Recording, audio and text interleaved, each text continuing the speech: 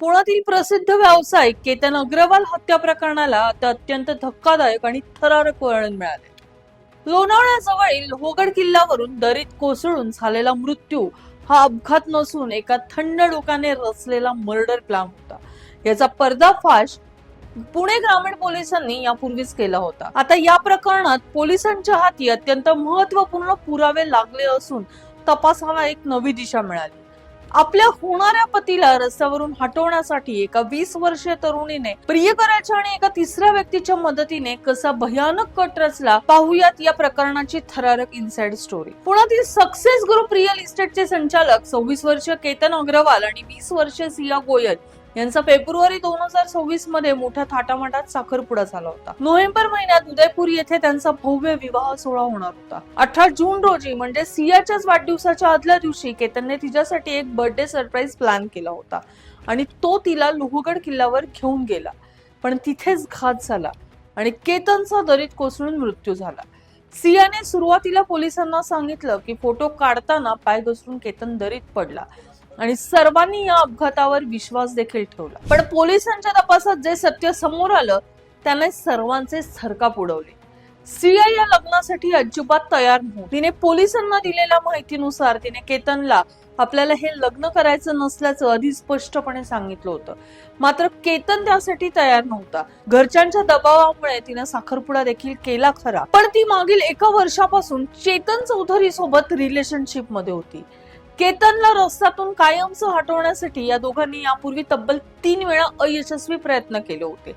पहिल्या प्रयत्नात त्यांनी कोरेगाव पार्क परिसरातील एका कॅफेमध्ये केतनच्या खाण्यात आणि पेयात विष देऊन त्याला मारण्याचा कट देखील रचला होता.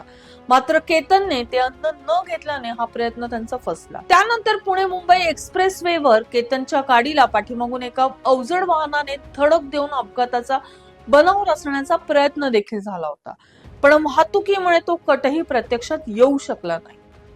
तिसऱ्या प्रयत्नात लोहगडच्या अवघ्या 4 दिवस आधी सिया केतनला एका टेकडीवर घेऊन गेली आणि तिथे अचानक साप आला अशी खोटी आवाई उठवून तिने केतनचे लक्ष विचलित केले आणि त्याला ढकलण्याचा प्रयत्न केला. पण केतनने स्वतःला वेळेत सावरल्यामुळे तो पुन्हा वाचला. अखेर 18 जून रोजी लोहगड किल्ल्यावर या क्रूर कटाचा शेवट झाला. पोलीस सूत्रांनी दिलेल्या माहितीनुसार ही हत्या क्षणिक रागातून झालेली नसून यामागे अनेक दिवसांचे नियोजन होते. त्या दिवशी लोहगड किल्ल्यावर केतन, सिया आणि तिचा प्रियकर चेतन चौधरी एकत्र असताना त्यांनी एक गुप्त सिग्नल ठरवला होता. ठरलेल्या प्लॅन नुसार चेतन जवळ येताच सिया केतन समोर मुद्दाम खाली वाकली. सिया खाली वाकली हाच तो पूर्वनियोजित सिग्नल होता आणि हा सिग्नल मिळताच चेतनने केतनला मागून थेट दरीत ढकलून दिले. हा तपास भरकटवण्यासाठी आरोपींनी पोलिसांची दिशाभूल करण्याचा आणखीन एक मोठा कट रचला होता. चेतन चौधरीने स्वतःचा मोबाईल घरीच ठेवला आणि तो त्याच्या दुकानात काम करणाऱ्या नीरज कुमार नावाच्या कर्मचाऱ्याचा मोबाईल घेऊन लोहगडला केला होता. इतकेच नाही तर 18 जून रोजी सकाळी 7:15 ते सायंकाळी 5:30 या कालावधीत चेतनच्या घरी असलेल्या मोबाईलवर आलेले सर्व कॉल्स नीरज कुमारने स्वीकारले, जेणेकरून पोलिसांना चेतनचे लोकेशन घरातच वाटेल. पोलीस निरीक्षक प्रमोद क्षीरसागर आणि पुणे ग्रामीण पोलिसांनी तांत्रिक विश्लेषण करून या मोबाईलची अदलाबदलीचा छडा लावला आणि घटनेचा साक्षीदार असलेल्या नीरज कुमारला ताब्यात घेतले. या संपूर्ण प्रकरणात आता सर्वात मोठा ट्विस्ट आला असून पोलिसांच्या ताब्यात असलेला नीरज कुमार हा आता या गुन्ह्यात माफीचा साक्षीदार होण्यास तयार झाला आहे.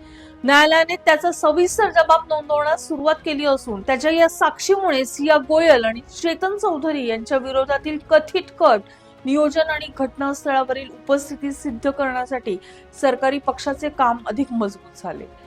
कडक उन्हाळ्यात डोक्यावर हुडी घालून फिरणाऱ्या चेतनचे सीसीटीव्ही फुटेज, बाली ट्रिप रद्द करण्यासाठी सियाने चोरलेला केतनचा पासपोर्ट आणि गुगलवर खाई में गिरने से मौत कैसे होती है ही सर्च हिस्ट्री यासारख्या अनेक भक्कम पुराव्यानंतर आता नीरज कुमारची साक्ष आरोपींना जन्मठेप्याच्या कोठडीत धाडण्यासाठी पुरेशी ठरणार आहे. मनाविरुद्ध ठरलेले नातं आणि सुसंवादाचा अभाव किती टोकाचा अनर्थ घडू शकतो हेच या धक्कादायक घटनेने संपूर्ण पुणे शहराला दाखवून दिले आहे. तुम्हाला काय वाटतं या सगळ्या प्रकरणावर? आम्हाला कमेंट करून नक्की सांगा आणि पाहत राहा पुणे लोक.